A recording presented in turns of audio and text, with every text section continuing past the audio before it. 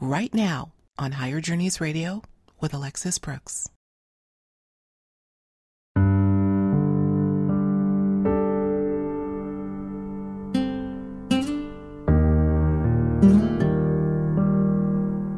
According to geoengineering researcher and solar energy expert Dane Wigington, there is no natural weather anymore. So what's going on? By best estimates, geoengineering, the artificial manipulation of our global climate, has been happening for 60 plus years and has created a total disruption of our weather system. In this candid and sobering roundtable discussion with Dane Wigington, commercial photographer and creator of the documentary film Look Up, George Barnes, and Dr. Doug Levine, executive director of Life After Cancer, we spoke about the global distraction that keep the masses in survival mode, which has greatly reduced our ability to be aware of our surroundings, including and especially what is going on in our skies. The implications of a sustained weather modification program are huge, and they affect each and every one of us. But what can we do? Answer: a lot. Have a listen. Dane, I've heard you say so many times that you're not happy about why you're doing what you're doing. It's not a happy issue at all. But I have to say, and same for me, this is probably the first time I've done an interview where it hasn't been a pleasure, although I'm happy to have you here. So thanks, the three of you, for being here. I want to talk about, sort of elaborate on some of the themes that you talked about relative to geoengineering yesterday in your wonderful panel discussion. And I want to talk about your wonderful movie, Look Up, George. In the opening of your movie, you say, "What if we told you the clouds were fake?" Yes. That's a loaded question and a loaded implication. How much of our atmosphere, our weather conditions, are fake? Anyone who wants to? I think it's all fake at this point. At this point, it is not an exaggeration to say that there is no natural weather. Mm-hmm. Once you affect any part of the system, you affect the whole system, and the degree to which they're derailing the system is total. When you have a global spraying that is literally encasing the planet in a cocoon of toxic metal particulates, disrupts convection, hydrological cycle, it affects virtually every aspect of the system. There is no natural weather. I see, Dane, the metaphor for me is taking a pebble and dropping it in a still small lake, mm-hmm. and then you have that ripple effect. Mm-hmm. That's what I feel Dane is saying, is that one thing is just going to affect everything. But now we're dropping in a boulder, not a pebble. So, the degree to which the system has been disrupted, few of us know truly natural weather because we know these programs have been going on for 60 plus years. Mm. And you can see it just if you look at the horizon and you look at advertising, you ask how much of the weather is artificial. Whenever you look at that horizon and it's just smoky, milky white or silver white, it's artificial, period. Mm-hmm. Yeah. And that's nearly all the time. That's all. It's all the time. And what people don't understand is this system is very malleable.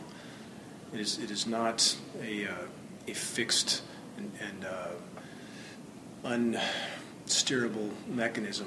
When you have events like Pinatubo in 1992, one not so significant volcano, mm-hmm. the particulates it put in the air disrupted global rainfall patterns so much it made 92 by 50% the lowest rainfall year ever recorded up to that point. And now we're talking about a constant dispersion of particulates that's even a greater overall mathematical equation than that. So we're talking about a total disruption of the system. There's a lot going on here, and I have to ask you, I want to get into sort of the general consensus about what's going on. It seems so obvious to some, and yet some are oblivious to what's happening. Is it any accident these days that with all the devices that we have, and I think George, you and I talked about this yesterday, that we're being encouraged to do anything but look up, look at our iPads, our iPhones, and people on the street almost willing to be hit by a car, some of them, because they're so, hell-bent on looking down. You're correct. Do you think that's any accident? Do you think there's some... I think it's partially human nature, people just trying to struggle through to make it through to Friday. Absolutely. And people just are not looking up. In their own world and involved in their own thing. And with electronics now, it just creates a smaller world instead of looking up and looking at the bigger. And looking around even. Never That's mind looking correct. up. They're Yeah. just, they're not cognizant of Exactly. their surroundings. Right. But even that Right. struggle, though, and I agree with you that many people are struggling just to make it from one week to the next. Yeah. But even in that, we see a lot of programs globally now that are, it appears by design, increasing that struggle, increasing the magnitude of that struggle, so that people can't think of anything else. That's right. From austerity in other countries to, we know that the elite print as much money as they need for what they need it for, but yet they pull the noose ever tighter around the population so That's that they right. literally can't focus on anything but the next bite of food. Yeah. So, all the And above. I'll admit I was one of those people, before I met George, I was like everybody else, that hamster on a wheel. I wake up at the same time, I go Sure. through the same routine every day, I drive the same way to work, I park in the same place, and I have the same routine. And George said to me one time, he goes, did you see those clouds? I'm like, Yeah. What? What clouds? And it didn't register, and it took me weeks before it finally made sense to me. And I went from looking down now to Yeah. looking up every day. So Right. And part of the thing that was so interesting to me is, even being a professional photographer, I've been noticing for the past couple of years, I'm like, God, we can never get a blue sky in our shots. We're spending so much time in color correction and sky replacement, which is a term for replacing the sky with a fake image. It was the time lapse that just smashed me in the face. That's an interesting perspective. I would love for you to elaborate on that. I have never heard that as an entry point to this epiphany Yeah. that something was going on. Talk about that a little bit. Your background as a professional photographer, and the camera, as we know, the old adage, does not lie. The camera does not lie. That was your sort of the impetus for your discovering this. Talk about that a little bit. Okay. Basically, the way I made the discovery was testing a time-lapse rig. And a time-lapse rig, the process is it takes a series of still images, and then you put it in a computer, and it creates a video out of it.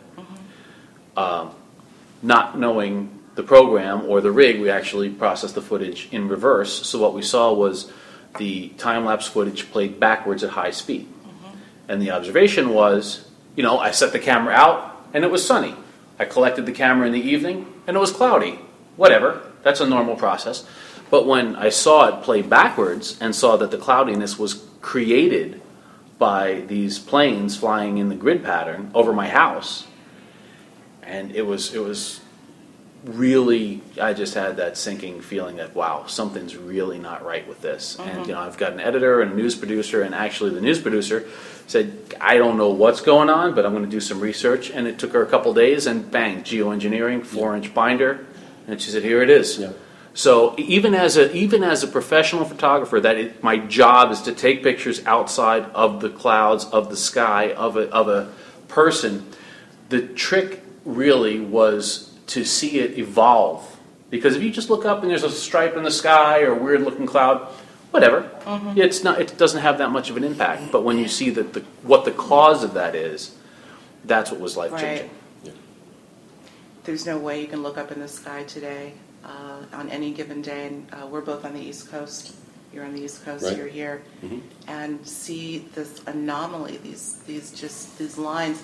And speaking of anomaly, there's something that you showed in your movie that I found quite interesting. I've never seen before.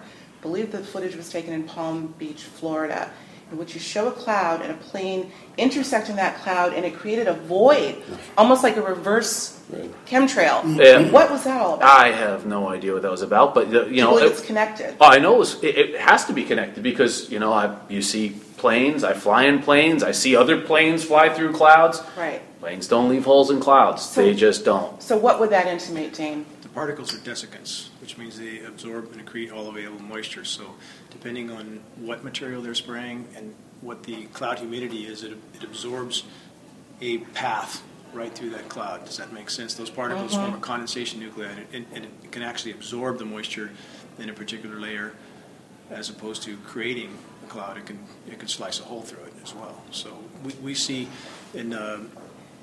they were so aggressive with thwarting rain in California that we saw them spraying individual thunderheads very consistently so that no rain would fall. As a thunderhead convects, and starts to rise, and that's what allows precipitation to occur, we could spot aircraft over the tops of those individual cells, aerosolizing them, which disperses that convection, and that prohibits any precipitation from falling. So, I mean, they were that aggressive with stopping the rain in California. So there's a lot of different effects depending on the materials dispersed. It's like they flattened it. They do. Yeah. They do. They keep it from coming up. That's It just blows it out into a huge, hazy aerosol cloud instead of those nice cauliflower-shaped cumulus clouds. No. Yeah, Very rarely. Yeah. Dr. Doug, I'd like you to talk about the implications of aluminum on cognitive abilities. These aluminum particulates that are in the air that are invariably getting into our system, they're affecting cognitive behavior. I find that very interesting because we see now more than ever, people are, I don't want to use the word zombified, but I'm tempted. Okay. And I think you all know what Yes. I'm talking about here. Okay. Do you believe there's any connection between what we're absorbing each and every day and this sort of anomalous behavior on the part of people that I would loosely call zombified? Zombified. As Dane and I talked about, aluminum is not free. It's not a free-forming element. It's usually bound to something, correct? Always. And we were talking about that. So now we have this free aluminum that's in the air, and we breathe it in. And the most common place that we can breathe it in is through olfaction, right, through our nose. And that has a direct line right to our central nervous system. And it has an affinity to the central nervous system, specifically the brain. And aluminum is a known neurotoxin. It's not good for the body. And it can affect motor changes and sensory changes and cognitive behavior. Yeah. And what they found in a huge study that was done at MIT that I made George aware of is the relationship between autism and these autistic kids having very, very high aluminum in their tissue. Yeah, that study is on the Skyder site. It's a huge study. It's well researched. And what I like about organizations like Harvard, MIT, they're not government regulated. They just they have enough money, so they were able to do their own research and come up with their own understanding of things. And again, Dane and I were talking about the whole nanoparticle issue, where they're creating these particles that are really super small and going to a cellular level. So what happens is that when it's at a cellular level, it will affect the permeability of a cell membrane, which has a certain type of, would you say like a voltage or an electrical current. And what will happen is that it just halts it, it stops it, and it affects the functionality of the cell. So you start to affect the functionality of a lot of cells. Yeah. Here you need to connect the dots, and it will affect synaptic connections in the brain, and it can ultimately affect cognitive behavior. I think we're seeing that play out. That's a very interesting correlation. Dr. Russell Blaylock, internationally recognized neuroscientist, would confirm everything that Doug just said. I mean, and he has on the record. So it's, this is, the data's there for those that choose to look. And also at Stanford, a nanoparticulate specialist there. She's a tenured professor. And she, with the meeting I had with her at Stanford, confirmed that Stanford studies now show that aluminum exposure is directly connected to obesity and type 2 diabetes as well. So Virtually everything Right. that we're Because of seeing what- spike right now Has a is real directly affinity correlated. to adipose, has a real affinity to fat, and it gets stored in bone, gets stored in teeth. But Doug's analogy it's a perfect analogy in that the chain of communication starts to break down, so That's it. everything breaks down in order from there. And in the case of autism, we have since 1975 it's a 10,000% increase. Exactly 10,000 from 1 in 5,000 to 1 in 50.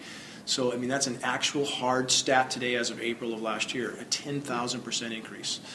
I mean, why aren't the red flags going up everywhere? Why aren't they? Environmental. Yeah. Why aren't they? Because the system now is bought and sold and paid for, and even some of the institutions that were more free reign, as you mentioned, Sure. now are becoming muzzled because there is government money behind the institutions. I know a scientist at Duke that has tried to speak out against this, and she's told me she's been pulled into a room twice and told, quote, if she continues to talk about geoengineering, there'll be consequences. That's a direct quote from her, and she's afraid to say anything now. And the same with one at Stanford, one at Harvard I've talked to, and also University of Florida. So there's a lot of, I think after all the protests that happened in the 60s with the universities, and you see now a lot of corporate money that has been infiltrated in these sources, government money in the end, and it's the same with the state of California. Why does the state of California not speak out? I spoke to the California Energy Commission in 2010. They recognized they were losing 20 to 40% of their rainfall from particulates of unknown origin. Served up their top scientists a mountain of data. Not a word ever happened, because it appears the state of California is being kept afloat with about $30 to $50 billion a year, literally every year, and no one questions where did last year's deficit go, and the year before, and the year before. So literally, it appears that again, those that print the money are literally now controlling the levers that controls universities, states, environmental protection agencies, bottom to top. And yet we can't keep the lid on this. There's just way too much empirical evidence. And they know that. So how long is this charade going to be kept up? I mean, I don't want to spend too much time. It's up to your listeners. Yeah. That's right. It's up to you. Don't put it all on me now. But this is why I wanted to do this in all seriousness, because I'm just another thread in the tapestry. And if we get a lot of threads together, before you know it, we create a cloth. That's exactly right. So that is exactly right. I don't typically cover these issues, but it's struck me very personally, urgently. The I becomes a we. Yeah. Right. Yeah. Yeah, it's pretty urgent. It's very urgent. Yeah. Yeah. I think the best expression of that urgency would be the fact that Homeland Security has ordered 2.2 billion rounds of 40 caliber hollow point. You know that, right?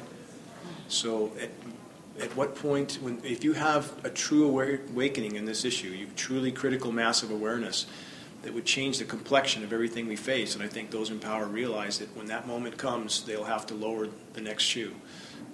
And I think that that's a variable that we can't know what it is, but I think it's likely coming. And that's why I don't know that I brought it up in this conversation, maybe offline. To me, it's so ironic that we talk about the cognitive dissonance that may be accelerating due to what we're being bombarded by, and that is invariably affecting people's reaction, I think, to this issue. Do you understand what I'm saying? Absolutely. I thought about that. Very, very interesting. It's a brilliant program. It's malevolent.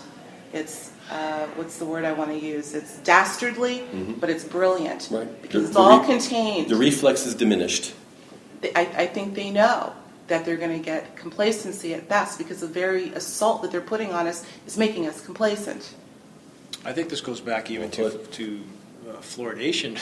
Right. If you look at the cognitive effect, and then how long has that been really a part of the equation? That's a whole other topic. It is, but it certainly applies in this case, in that how much of the population has already been rendered really less able to think objectively. That's right. Right. Yeah. There's more than one.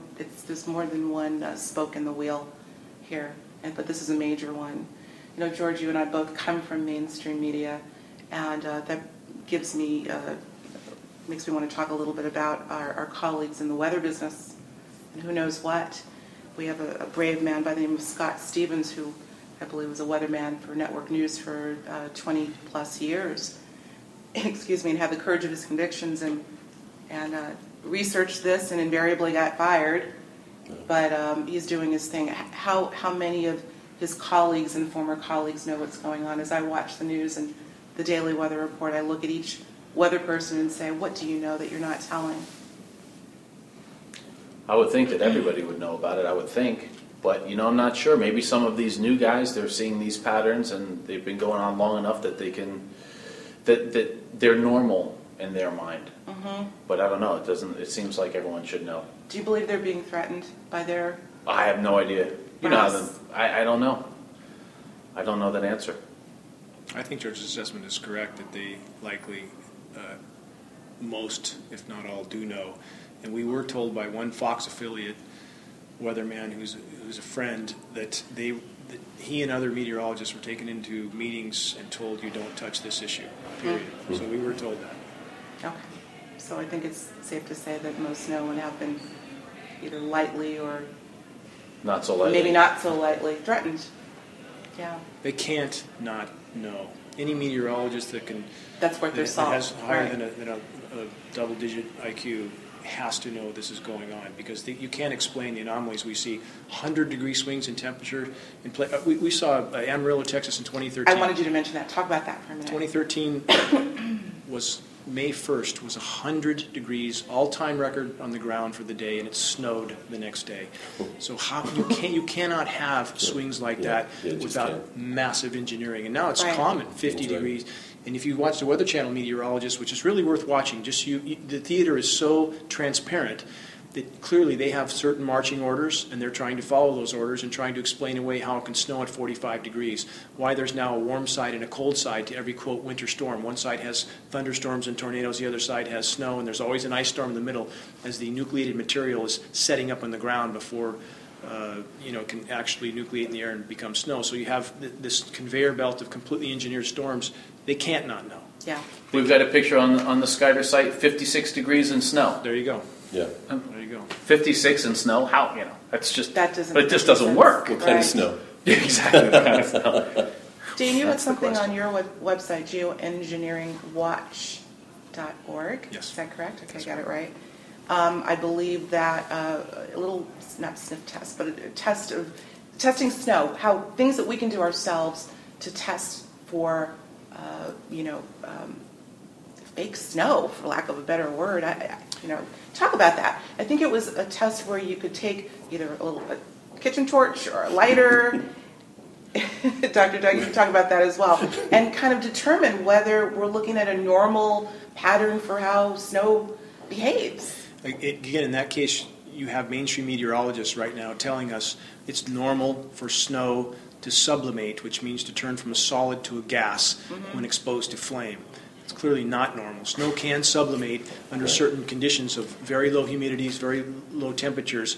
Over long periods of time, snow can sublimate, which again is what dry ice does. It turns from a solid to a gas, correct?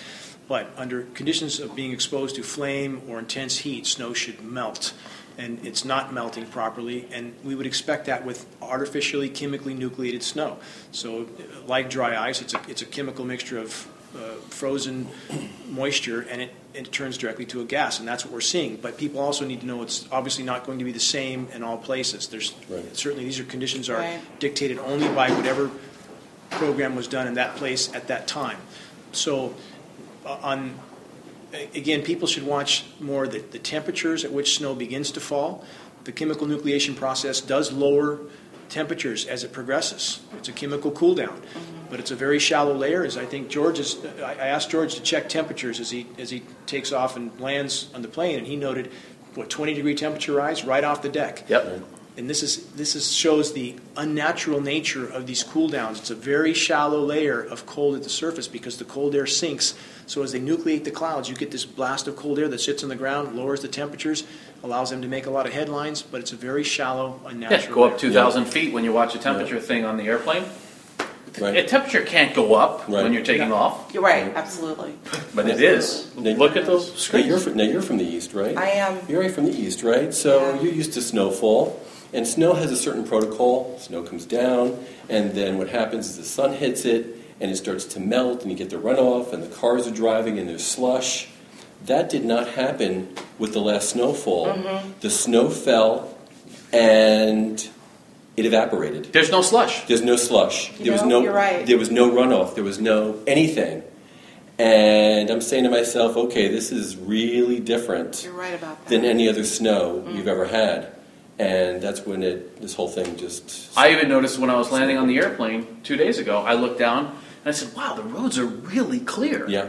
Because usually the day after snow, you'll have like that brown slushy stuff Correct. all over the place. Minimal And it water. was like the roads were painted with a black Right. Yeah. marker. I Yeah. noticed that as well, Yeah. and I guess my first thought was, well, I guess they've really come a long way, Yeah. and those chemicals are putting There was very on the little road, water. but it's the Yeah. chemicals in the sky. That's exactly actually. right. Yeah. There's very little water in it. And there was just no runoff. There was no slush. There was no People are Snow. noticing. People, I Oh, mean, yeah. just like you guys notice, you see on the internet, it's viral. People are noticing this. Okay. But there appears to be certainly different potential mixtures in this nucleated snow.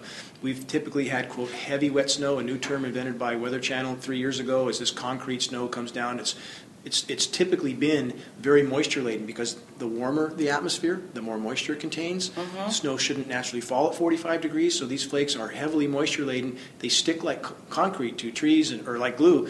And so we've seen trees toppling all over the forest, 400-year-old trees with 15 inches of snow on their backs everywhere, because the snow doesn't come off. But the last snow we got was very powdery. It was a very different mixture. And the Weather Channel made it a point to bring up this snow is light and fluffy. And they made it a point to say the snow we're going to have, this is the 5th of February, this is going to be very different snow than we saw last month. Now, Never heard of that do we have before. do we have a snow for the month now? So, I mean, the experiment is ongoing, and from one different event to the next, the conditions can change. So what we saw with this nucleated snow that wasn't melting, certainly conditions can change, because it appears the experiment is in a state of flux. Right. If you will. We don't have too long for this interview, and of course we could talk about this for hours, but I want to have you, George, go into your wonderful film, Look Up. Talk a little bit about how that project came into being, where you are right now, and how it's really an initiative. I want you to talk about Skyder Alert, but how Look Up folds into that initiative. Okay, pretty simple story. After I made that initial discovery of the cause of the time lapse resulting in the geoengineering, it was a life-changing moment, and I said, okay, what can I do as an individual? What can I do about this issue? Well, the one thing I can do is I can make movies. I can make movies. I can communicate to the general population.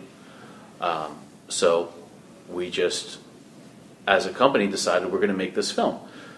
But beyond just the actual film Look Up, as a documentary, there's a lot of great documentaries out there, but none of them have a tool, a device, a thing to do. Once you're educated on a subject, great, you know about the subject, now what do you do about it? So that's where I came up with the idea to create this app that actually gives the viewer something to do. When you see it taking place in the sky, you take a picture of it, it petitions the legislators in that area, and it also populates on the Skyder Alert homepage, on the map page, so you can see what other people are seeing. So you're cataloging these images as well as them going to the appropriate legislator. Yeah, and they populate on the it's the map link or the homepage, depending how you set your page up. But it also makes people not feel like they're alone in the issue, because they take a picture of it. Great. They can also go on the Skyder Alert page and see that, wow, 300 other people in the same area are seeing the same thing. Sure. 4,000 so you're people. Making a case. Well, you're making a case, but you're also giving some comfort that you're not alone in being concerned about the issue. Right. So we've made the film, which is won 8 or 9 awards now in 6 months. Kudos. That's great. Thank you. And the app that gives people something to do, and the social media site that allows people concerned about the issue to not feel like they're alone or just like on the website getting information without a tool to do something about it, to be proactive in. How are the legislators getting? How's the information getting to them, or how would they receive these images? Initially, it was via fax. No, initially it was via email. But what was happening is as they would build in spam filters or different, I'd actually get calls from different representatives, aides. Legislators basically don't get their email now. They just don't. However, they do all look at their Twitter feeds. So now the functionality is, the primary functionality is it's submitted via a Twitter petition. There's there's an option that you can buy a fax or buy a mail where we'll physically print it out, put a stamp on the envelope, and stick it in the mail. But that's not really an effective method, because the individual reps are watching their Twitter feeds. So in this sense, it's directly to their Twitter feed. And are they responding? Are we getting any kind of... We are getting some responses. I think it's softening the armor, and certainly it's not just the app with George's film. It's just the manner in which he's put his film together and sharing how he got onto this issue. I think it's been very effective at Absolutely. at helping people to relate to the waking up on this issue. Just the time-lapse photography that you showed, and just it's been the most effective tool we've had is George's film. That's really. great. We'll keep up the good work. What's next Thank you. for you? Well, what's next is, I guess, will be the release of this new version, which will be probably available in 2 weeks. Great. On the website. We've had a great interview with the Gambles that have the Thrive movement. So they're incorporated into it. They've got a huge following, so we'll probably put some stuff on their site as well. It's available on Dane's site, Geoengineering Watch. So that's it. Just what's next? It's up to everybody else. What's next? It's up to everybody else. Yeah. Sure. What can everybody else do? That's it. What else? Any other ideas of what people can do, or Get involved. each one reach one? That's right. And as Dane, you and I were talking offline, and I was saying that I have been somewhat vocal about, although I try to be, calm as I'm talking to people, but I do want to share. And you can't force people to look at the issue, but I think if you just direct them to, it's not hard to see there's something anomalous going on in our skies, and ultimately it will be up to them to decide where they want to go from there. Yeah, people can't be forced to look at it, but they are forced to breathe. They're forced to breathe. There is not one individual on this planet, not one organism that's not affected by this. It's That's a huge correct. issue. Tell us websites. We talked about geoengineeringwatch.org. It's a long one. We'll have it linked up on the Conscious Inquiry site. You are Skyderalert.com. Skyderalert.com. SKYDER alert.com. And updated often? Well, ours updates with every single app user submission. So ours is updated every 3.5 seconds, approximately. Oh, wow. So Reason to go daily, yeah, a few times a day. yeah. And Jane, you have your own show, right? Radio show, yeah. Once that's- a week we do, but I do a weekly GeoWatch weather update to try to give people an idea of what we see in the patterns, like the train of nucleated snow we see, and or these nucleated snowstorms. So yeah, we try to give as many updates as we can, and there's a couple of regular weekly ones. But as Doug said, get involved, and that's the bottom line. If the mathematical equation I point out to people is if they successfully, effectively, as we talked about, conveyed the data to 2 people at the beginning of a 30-day month, and those 2 to 2, the second day after 30 days of each sharing with 2 for each successive day, it's 5.5 million. And people, That's right. they think the math is wrong, but it's not. And if Yeah. they just understood their power in this equation, Right. just get People up, need to understand get off their the bench, power, get right. involved. I will say that some of the people that I have talked to, it's not that they are denying that the issue exists, but they've given up before they've started. Well, what are you going to do? What can I do? And it's so wonderful to have these resources in Skyder Alert and geoengineeringwatch.org to point them to, and more to come. There is So- something they can actually do now. There is a true action item that's easy to do. Yes. Well, we will make sure to have all that information on There's the credible people website. step up, like what having from the medical standpoint, having Doug in the equation now, and having people that can speak to this effectively as, Sure. as he has and can, and it just adds to our arsenal of mechanisms to get the word out, effectively, with George to package that up. So and people like you involved to give a voice to all this, and Much on board. appreciated. everybody comes together. Yes, Much I'm on board. appreciated. For sure. Comes together. Gentlemen, thank you for your time. Thank Thank you. you. I hope we don't have to have this discussion again. I fear that we will, but maybe when we meet again, we'll have some. It'll be about blue skies. It'll be about blue skies returning. Right. And thank you for all that you do, Dane Wigington, George Barnes, Dr. Doug Levine. Thank you so much. Thank you. Thank you. It is truly up to each and every one of us to begin to put a stop to this assault. But it starts with awareness. I urge you to visit both geoengineeringwatch.org as well as Dane Wigington's weekly weather updates and global alert news, which can be accessed directly from his YouTube channel. As a footnote, since this interview initially aired, due to a lack of resources, George Barnes has since dismantled his Skyder Alert website. But there is still plenty of information available out there on the web for you to learn all that you can about this critical issue. Thank you for tuning in to Higher Journeys Radio. Until next time, I'm your host, Alexis Brooks.